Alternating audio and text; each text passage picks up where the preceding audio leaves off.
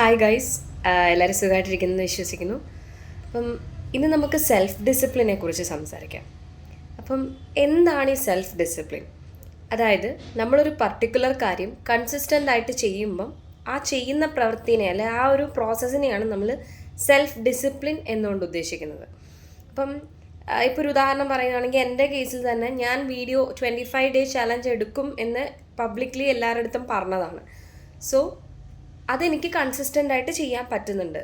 അങ്ങനെ ഞാൻ ഓരോ ഡേയ്സും സെൽഫ് ഡിസിപ്ലിൻഡ് ആയിക്കൊണ്ടിരിക്കുകയാണ്. ഇത് മാത്രമല്ല, പല രീതിയിൽ നമുക്ക് ഗോളുകൾ സെറ്റ് ചെയ്യാൻ പറ്റും. ഇപ്പം ഭയങ്കര വലിയ ഗോളെന്നല്ല, ചെറിയ ചെറിയ എന്തെങ്കിലും, നേരത്തെ പറഞ്ഞ പോലെ രാവിലെ എഴുന്നേൽക്കുന്നതായിക്കോട്ടെ, ബുക്ക് വായിക്കുന്നതായിക്കോട്ടെ, അങ്ങനെ ചെറിയ എന്തെങ്കിലും ഗോളുകൾ നമ്മളിങ്ങനെ സെറ്റ് ചെയ്തിട്ട് അതിനനുസരിച്ച് എന്ത് വന്നാലും ഇന്ന് ഞാനിത് ചെയ്തിരിക്കും. അങ്ങനെ അതായത് എല്ലാ ദിവസവും ഞാനൊരു 10 പേജ് അല്ലെങ്കിൽ പോട്ടെ 3 പേജ് ഞാൻ ഡെയിലി വായിക്കും. ഒരു വൈകിട്ടൊരു 6:30 to 7 എങ്ങനെ പോയാലും ഞാനൊരു 10 പേജ് അല്ലെങ്കിൽ 5 പേജ് ഞാൻ വായിച്ചിരിക്കും എന്നൊരു സമയം സെറ്റ് ചെയ്യുകയാണെങ്കിൽ എല്ലാ ദിവസവും ആ ഒരു സമയത്ത് നമ്മൾ ഈ പറഞ്ഞ ബുക്ക് വായിക്കാനൊരു വായിക്കാൻ തയ്യാറെടുക്കുക, വായിക്കുക. അങ്ങനെയാണ് നമുക്ക് സെൽഫ് ഡിസിപ്ലിൻ നമ്മുടെ ലൈഫിലേക്ക് ഇംപ്ലിമെൻറ്റ് ചെയ്യാൻ പറ്റുന്നത്. ഇനി ഈ ഡിസിപ്ലിൻ ആരംഭിക്കുന്നത് ശീലങ്ങളിൽ നിന്നാണ്. വൺസ് നമ്മൾ ഡിസിപ്ലിൻഡ് ആയിക്കഴിഞ്ഞാൽ പിന്നെ നമ്മുടെ ഹാബിറ്റാണത്. രാവിലെ എന്നും 6 മണിക്ക് അല്ലെങ്കിൽ 5 മണിക്ക് എണീക്കുക എന്ന് പറയുന്നത് എനിക്ക് സെറ്റ് ചെയ്തൊരു ഡിസിപ്ലിൻ ആണെങ്കിൽ അത് എനിക്കൊരു ഹാബിറ്റായി മാറി. ഇപ്പോൾ വെളുപ്പിന് എഴുന്നേൽക്കുക എന്നുള്ളത്. അങ്ങനെയാണ് നമുക്ക് സെൽഫ് ഡിസിപ്ലിൻ സെറ്റ് ചെയ്യുന്നത്. ഇനി 5 വേയ്സാണ് ഈ സെൽഫ് ഡിസിപ്ലിൻ എങ്ങനെ നമ്മളിലേക്ക് കൊണ്ടുവരാം എന്നുള്ളൊരു രീതിയിൽ പറയുന്നത്. അപ്പം ഒന്നാമത്തേതെന്ന് പറയുന്നത് start with a small task. അതായത് ഇപ്പോൾ പറഞ്ഞ എക്സാമ്പിൾ തന്നെ എടുക്കാം. ബുക്കിൻ്റെ കേസ്, ഞാനൊരു ബുക്ക് എടുത്തു ലൈബ്രറിയിൽ നിന്ന്. 3 ദിവസം കഴിഞ്ഞിട്ട് അത് തിരിച്ച് സബ്മിറ്റ് ചെയ്യണം. സോ അത് സബ്മിറ്റ് ചെയ്യണമല്ലോ എന്ന് വിചാരിച്ച് ഞാൻ ഓടിച്ചിട്ട് വായിച്ച് തീർക്കുന്നതും അതിനെ ചെറിയ ചെറിയ ടാസ്ക് ആക്കി ആ 3 ദിവസം എങ്ങനെ മാനേജ് ചെയ്യുന്നു എന്നുള്ളത് രീതിയിൽ സെറ്റ് ചെയ്തിട്ട് വായിച്ച് തിരിച്ചു കൊടുക്കുക. എന്ത് വർക്കും ആയിക്കോട്ടെ, എന്ത് കാര്യം നമ്മൾ ചെയ്താലും അതിനെ ചെറിയൊരു രീതിയിൽ തുടങ്ങുക. അതായത് ഞാൻ എൻ്റെ യൂട്യൂബ് കോണ്ടൻറ് ക്രിയേഷൻ്റെ ഒക്കെ ബിഗിനിങ് സ്റ്റേജിലാണ്. സോ ഞാൻ ഇന്ന് തന്നെ ഒരു 10 അരമണിക്കൂറിന് വീഡിയോ അങ്ങിട്ടേക്കാം അങ്ങനെയൊക്കെ പറഞ്ഞ് ഞാൻ സെറ്റ് ചെയ്യുകയാണെങ്കിൽ അതെന്നൊക്കെ ഭയങ്കര എന്നെ ഞാൻ ഫോഴ്സ് ചെയ്യുന്ന പോലെ ആയിപ്പോവും. അത് ചെയ്തേ പറ്റത്തുള്ളൂ, എന്ത് സംസാരിക്കും, എന്താ പറയണ്ടേ. നമ്മുടെ കണ്ടൻറ്റ് കുറച്ചേ ഉള്ളെങ്കിലും അത് ക്വാളിറ്റി ഉള്ള കണ്ടൻറ്റ് ആയിരിക്കണം. അതാണ് ഞാൻ ഫോക്കസ് ചെയ്യുന്നത്. അപ്പം കുറഞ്ഞ വീഡിയോ ആണെങ്കിൽ പോലും അല്ലെങ്കിൽ ഒരു ഷോർട്സ് ആണെങ്കിൽ പോലും നമ്മൾ ചെയ്യുന്ന അതിൻ്റെ കണ്ടൻറ്റിൻ്റെ വാല്യൂ അത് ഇമ്പോർട്ടൻ്റ് ആണ്. ഇപ്പം വലിയൊരു ടാസ്ക് ഏതൊരു കാര്യത്തിനാണെങ്കിലും വലിയൊരു ടാസ്ക്കായിട്ട് നമ്മൾ എടുത്ത് വെക്കുകയാണെങ്കിൽ നമുക്ക് ഭയങ്കര ബേർഡനായിട്ട് തോന്നും. എക്സാമിൻ്റെ തലേ ദിവസം പഠിക്കാനിരിക്കുന്നവരുണ്ട്, പഠിച്ച് മാർക്ക് മേടിക്കുന്നവരുണ്ട്, അത് വേറെ കാര്യം. പക്ഷെ എന്നാൽ പോലും നമുക്കതൊരു ടെൻഷനാണ്, അല്ലെ ഭയങ്കര സ്ട്രെസ്സായിരിക്കും ആ ഒരു സമയത്ത്. അയ്യോ ഞാനൊന്നും പഠിച്ചിട്ടില്ല, ഇത്ര ദിവസം ഉണ്ടായിരുന്നു, എനിക്കൊന്നും പഠിക്കാൻ പറ്റിയിട്ടില്ല. ഇങ്ങനെ ഒരുപാട് ടെൻഷൻസ് നമ്മുടെ മനസ്സിലുണ്ടാവും. കാര്യം ഇത്ര പോർഷൻ കവർ ചെയ്യാനുണ്ട്. ഇങ്ങനെ വിചാരിക്കുമ്പോഴത്തെ എന്താ കുഴപ്പമെന്ന് വെച്ചാൽ നമ്മളെ തന്നെ ഫോഴ്സ് ചെയ്യണം ആ ഒരു കാര്യം ചെയ്യാൻ വേണ്ടിയിട്ട്. അപ്പം നമുക്ക് 1-2 ദിവസം കഴിഞ്ഞാൽ അതിനപ്പുറത്തേക്ക് നമുക്ക് കൺസിസ്റ്റൻ്റ് ആയിട്ട് ഇരിക്കാൻ പറ്റത്തില്ല. അപ്പം നമുക്ക് എന്തൊരു വർക്കാണെങ്കിലും അതിനെ ചെറിയ ടാസ്ക് ആക്കിയിട്ട് സ്പ്ലിറ്റ് ചെയ്യുക. ആ ചെറിയ ടാസ്കിനെ പല പല സബ് ടാസ്കുകളായിട്ട് സ്പ്ലിറ്റ് ചെയ്യുക. ഇപ്പം പറഞ്ഞ പോലെ ബുക്ക് വായിക്കുന്ന കേസാണെങ്കിലും രാവിലെ എഴുന്നേൽക്കുന്നതാണെങ്കിലും. അപ്പം രാവിലെ എഴുന്നേൽക്കുക എന്ന് പറഞ്ഞാൽ പെട്ടെന്ന് ഒരു ദിവസം 5 മണിക്ക് എണീക്കുക, ഒരു ദിവസം എണീക്കുമായിരിക്കും, 2-ാമത്തെ അല്ലെങ്കിൽ 3-ാമത്തെ ദിവസം പിന്നെയും പോവും. അപ്പം അത് മാറി വരാൻ വേണ്ടിയിട്ട് ഇപ്പം നിങ്ങളൊരു 7 മണിക്ക് എഴുന്നേൽക്കുന്നവരാണെങ്കിൽ ഒരു 6:30 ആക്കുക ആദ്യം, അത് കഴിഞ്ഞിട്ട് ഒരു 6 മണി ആക്കുക. അങ്ങനെ ഓരോ ദിവസം കൂടുന്തോറും പതിയെ പതിയെ നമുക്ക് ആ 5 എന്നുള്ള ആ ലക്ഷ്യത്തിലേക്ക് എത്താൻ പറ്റും. അപ്പം ഇതേമാതിരി ചെറിയ ടാസ്കുകൾ ചെയ്യുക. അത് നമുക്ക് ലോങ് ടേമിലേക്ക് നിൽക്കും. മീൻസ് അത് ഒരു ഹാബിറ്റ് ആക്കാൻ ലോങ് ടേമിലേക്ക് നിൽക്കുക ആ ഒരു കാര്യങ്ങൾ. അപ്പോൾ നമുക്ക് കൺസിസ്റ്റൻസിയും കൂടെ മെയിൻറ്റെയിൻ ചെയ്യാൻ പറ്റും. ഈ കൺസിസ്റ്റൻസിയും ഡിസിപ്ലിനും ഒരു കാര്യം പറഞ്ഞാൽ മറ്റേ സിബ്ലിങ്സ് പോലെയാണ്. അതായത് രണ്ടുപേർക്കും അങ്ങോട്ടും ഇങ്ങോട്ടും ഹെൽപ്പിംഗ് മെൻറ്റാലിറ്റി ഉണ്ട്. നമുക്ക് എസ്കേപ്പ് ചെയ്യാനുള്ള വഴികളെല്ലാം നമ്മളങ്ങ് അടയ്ക്കുക. അതായത് എക്സ്ക്യൂസസ് ഒരുപാടുണ്ടാവും. ഇന്നലെ ഞാൻ ലേറ്റായിട്ട് കിടന്നുകൊണ്ടാണ് എനിക്ക് രാവിലെ എഴുന്നേൽക്കാൻ പറ്റാത്തത്, അല്ലെങ്കിൽ ഞാൻ ഇന്നലെ രാത്രി ഉറങ്ങിയിട്ടില്ലായിരുന്നു. ഈ പറഞ്ഞ എക്സ്ക്യൂസുകളുടെ ഡോർ അങ്ങ് ക്ലോസ് ചെയ്യുക, എന്നിട്ട് നമ്മൾ ചെയ്തു തുടങ്ങുക. ഇതാണ് ഒരു ഫസ്റ്റ് വേ ഓഫ് നമുക്ക് സെൽഫ് ഡിസിപ്ലിൻഡ് ആവാനുള്ളൊരു മെത്തേഡ് എന്ന് പറയുന്നത്. പിന്നെ നമുക്ക് set clear goals and vision, അല്ലെ റിയലിസ്റ്റിക് ഗോൾ സെറ്റ് ചെയ്യുക. ഒരു ഭയങ്കരമായിട്ടുള്ളൊരു കാര്യത്തെ നമ്മൾ അട്രാക്റ്റ് ചെയ്യുന്നതിന് പകരം, ഇപ്പം ആക്ടർ വിജയുടെ ബോഡി നല്ല ലീനാണ്, ആളത് മെയിൻറ്റെയിൻ ചെയ്യുന്നതിൻ്റെ റീസൺ പറഞ്ഞതെന്ന് പറഞ്ഞാൽ ആൾ ഒരു 6 to 6:30 ആൾ ഡിന്നർ കഴിക്കും. ഇത് കേട്ടിട്ട് അടുത്ത ദിവസം ഞാനും പോയി തുടങ്ങുകയാണ്, ഓക്കെ 6:30 ഞാനും ഇന്ന് ഡിന്നർ കഴിച്ച് എനിക്കും ആ ഒരു ബോഡി മെയിൻറ്റെയിൻ ചെയ്യണം എന്ന് വെച്ച് അങ്ങനെ ആളുടെ ഇത് വെച്ചിട്ട് ഞാനും സെറ്റ് ചെയ്തിട്ട് അങ്ങനെ ആദ്യത്തെ ദിവസം കഴിച്ചു. അപ്പോൾ ഒരു 8-8:30 അല്ല 9 മണിയാകുമ്പോഴത്തേന് പിന്നെയും വിശന്ന് തുടങ്ങും, പിന്നെയും കഴിക്കും. ഈ ഒരു രീതി നമുക്ക് പറ്റൂല. അതേപോലെ ഒരാൾ ഫോളോ ചെയ്യുന്നൊരു ഡയറ്റ് അത് വേറൊരാൾക്ക് പറ്റണമെന്നില്ല. എല്ലാവരും യുണീക്കാണ്. സോ ആ ഒരു ഡിഫറൻസ് നമ്മൾ അക്സെപ്റ്റ് ചെയ്യണം. അപ്പം നമുക്ക് എന്താണ് വേണ്ടത്, നമ്മുടെ ഗോൾസ് നമുക്കല്ലേ അറിയത്തുള്ളൂ. ഇപ്പം എന്നെ സംബന്ധിച്ച് ഈ ഒരു 25 ഡേ ഞാൻ എല്ലാവരുടെയും മുന്നിൽ പറഞ്ഞതാണ്. എനിക്കപ്പോൾ അവിടെ എക്സ്ക്യൂസസ് ഒന്നുമില്ല. ഞാൻ എൻ്റെ വേർഡ്സിന് ഞാൻ റെസ്പോൺസിബിൾ ആണ്.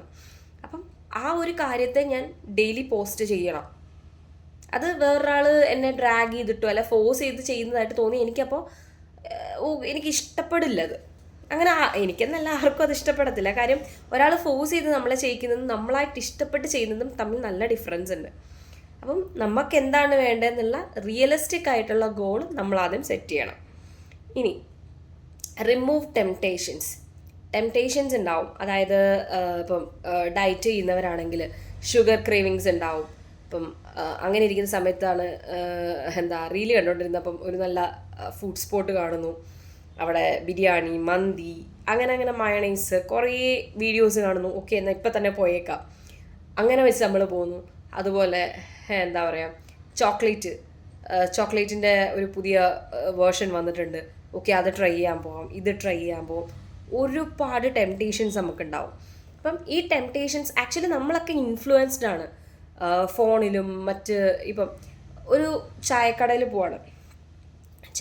പോയിട്ട് ചായ കുടിച്ചു, നമുക്ക് എണ്ണപ്പലഹാരം ഒന്നും വേണ്ട നമ്മൾ തീരുമാനിച്ചു. പക്ഷെ ആ കടയിലെ ചേട്ടൻ പറയാണ്, ഇത് കഴിച്ചോ, ഇപ്പം ഉണ്ടാക്കിയതാ, ചൂടോടെ കഴിച്ചോ, നല്ല ഏത്തക്കാപ്പോ ഇപ്പം റെഡിയാക്കിയതേ ഉള്ളൂ.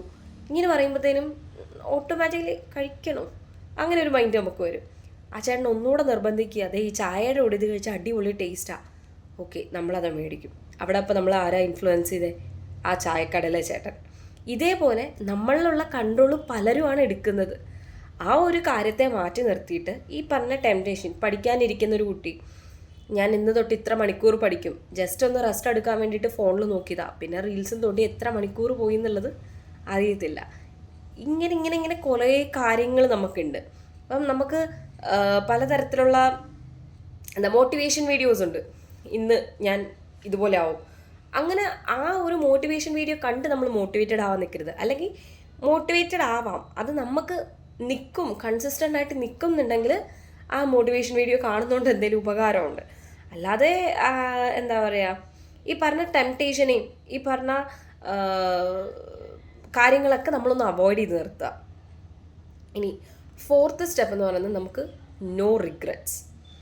ഞാനിപ്പോൾ പറഞ്ഞു 25 ഡേ ചലഞ്ച് ഞാൻ എടുത്തു.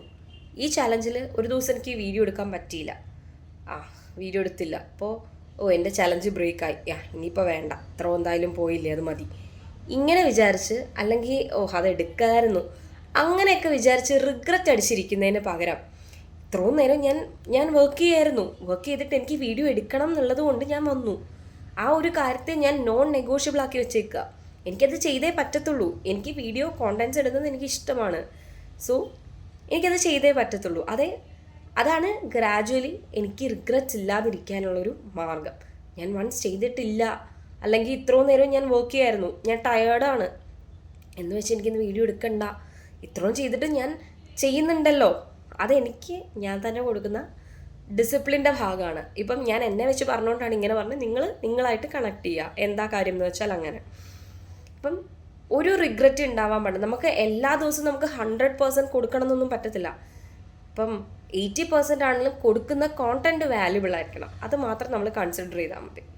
ഇനി 5th പോയിന്റ് എന്ന് പറയുന്നത് reflect and reward your self. ഈ ഒരു കാര്യങ്ങളൊക്കെ ഫോളോ ചെയ്ത് വരുമ്പോൾ നമ്മളിൽ തന്നെ പല മാറ്റങ്ങളുണ്ടാവും. മാറ്റങ്ങളെന്ന് പറയുമ്പം പോസിറ്റീവ് മാറ്റങ്ങൾ തന്നെ. നമുക്കിപ്പം രാവിലെ എഴുന്നേൽക്കുന്ന കാര്യമായിക്കോട്ടെ, അല്ലെ എന്തെങ്കിലും പഠിക്കുന്ന കാര്യമായിക്കോട്ടെ. ഇപ്പം ഒരു വീഡിയോ കണ്ടു, ആ വീഡിയോയിൽ നിന്ന് നമുക്ക് കിട്ടുന്ന കാര്യങ്ങൾ ജസ്റ്റ് ഒന്ന് നോട്ട് ഡൗൺ ചെയ്യുക. എല്ലാവരും ചെയ്യണം എന്നല്ല, ഞാൻ എൻ്റെ ഒരു രീതിയിലുള്ളതാണ് പറയുന്നത്. ജസ്റ്റ് നോട്ട് ഡൗൺ ചെയ്യുക. അപ്പോൾ എന്തേലും നമ്മൾ അന്നത്തെ ദിവസം പഠിച്ചു. വെറുതെ ഒരു വീഡിയോ കണ്ടോണ്ടിരുന്നില്ല, ആ വീഡിയോയിൽ നിന്ന് എനിക്ക് ഇത്ര ഇൻസൈറ്റ്സ് കിട്ടി, ഞാനതിൽ താങ്ക്ഫുൾ ആണ്, അല്ലെങ്കിൽ എനിക്കൊരു ബെറ്റർ പേഴ്സൺ ആവാൻ പറ്റുന്നുണ്ട് ആ ഒരു വീഡിയോയിലൂടെ, അതിന് ഞാൻ ഭയങ്കര താങ്ക്ഫുൾ ആണ്. ഇത്തരത്തിൽ നമുക്ക് ചെറിയ ചെറിയ കാര്യങ്ങൾ നോട്ട് ഡൗൺ ചെയ്യാം. അതുപോലെ നമുക്ക് നമ്മൾ തന്നെ റിവാർഡ് കൊടുക്കാം. ഓക്കെ, എൻ്റെ മാറ്റം ഇത്ര ദിവസത്തിനുള്ളിൽ എനിക്ക് ഇങ്ങനെ ഒരു ചേഞ്ച് വന്നിട്ടുണ്ട്.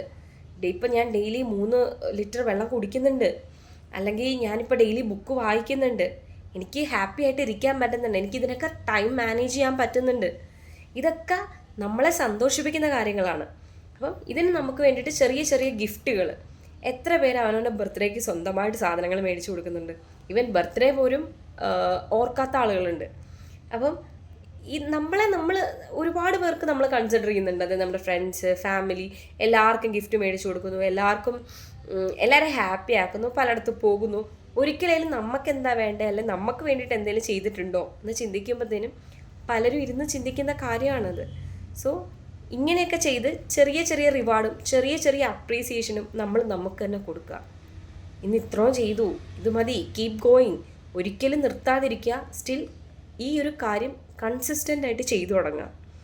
ഇത്രയും കാര്യങ്ങൾ എനിക്ക് ഉണ്ടായ മാറ്റങ്ങളും ഞാൻ ഇംപ്ലിമെൻ്റ് ചെയ്തിട്ട് റിസൾട്ട് ഉണ്ടായ കാര്യങ്ങളുമാണ് ഞാൻ നിങ്ങളുമായിട്ട് ഷെയർ ചെയ്തത്. നിങ്ങൾക്കിത് ഹെൽപ്ഫുൾ ആയിട്ട് തോന്നുകയാണെങ്കിൽ ഫോളോ ചെയ്യുക. അപ്പോൾ ഇന്നത്തേക്ക് അത്രയേ ഉള്ളൂ. ബൈ.